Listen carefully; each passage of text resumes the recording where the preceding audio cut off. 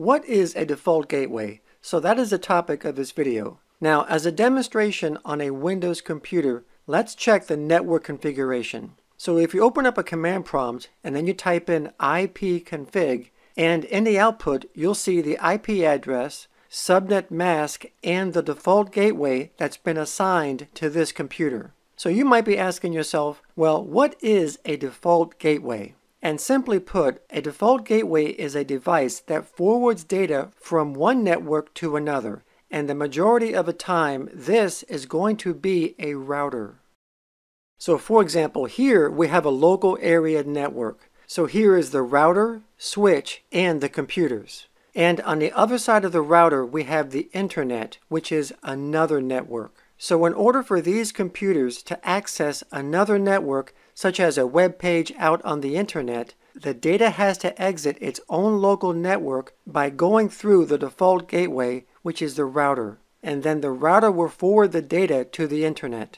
Now this also works both ways. So if a device on the internet wanted to communicate with a computer on this network, it has to go through this network's default gateway and then to the computer. So in a nutshell, that's what a default gateway is. It lets devices from one network communicate with devices on another network. And as I said before, this is typically going to be a router. A router is the gateway or doorway to every network. And the term default means that the designated device is the first option that's looked upon when data needs to exit the network.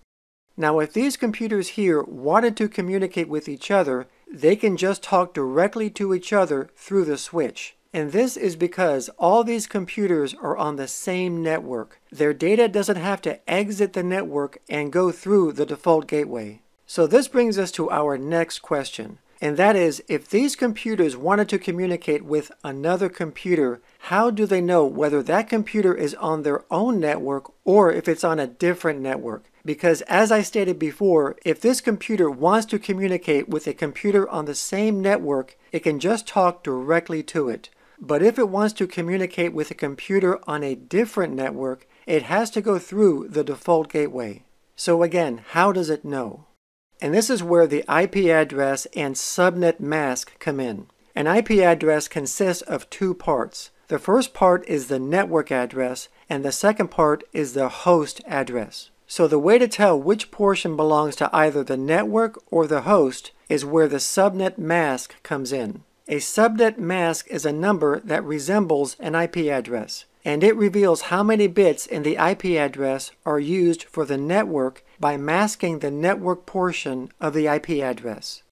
So here we have the IP address and subnet mask in binary form. So the way to tell which portion of this IP address is the network portion is when the subnet mask binary digit is a 1, it will indicate the position of the IP address that defines the network. So we'll cross out all the digits in the IP address that line up with the ones in the subnet mask. And when you do this, it will reveal that the first 3 octets or sets are the network portion, and the remaining is the host portion.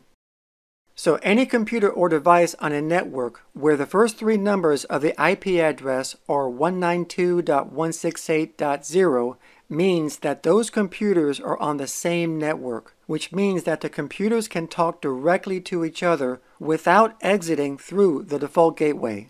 And then the host portion is what's uniquely assigned to devices, such as computers. So here we have a private network that has been divided into 2 subnetworks or subnets. The subnet on the left is on the 192.168.0 network, and the subnet on the right is on the 192.168.1 network. And each subnet has their own default gateway.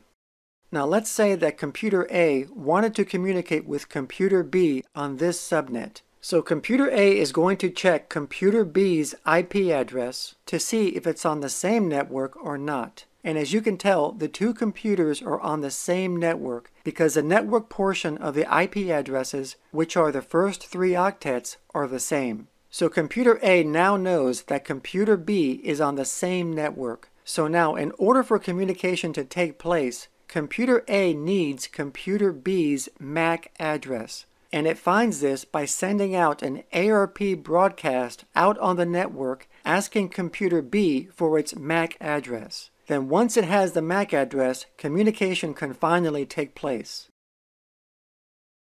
So in another scenario, let's say that computer A on this subnet here wanted to communicate with computer D on this subnet. So again, computer A is going to check computer D's IP address to see if it's on the same network or not.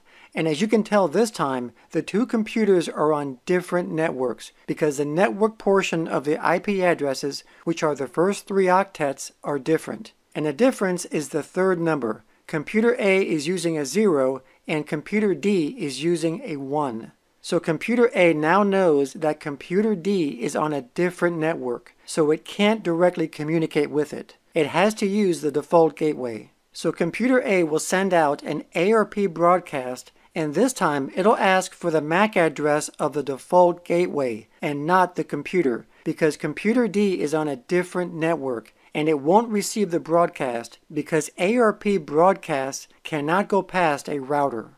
Then once it has the MAC address, it'll send the data to the default gateway and then it'll be forwarded to the destination.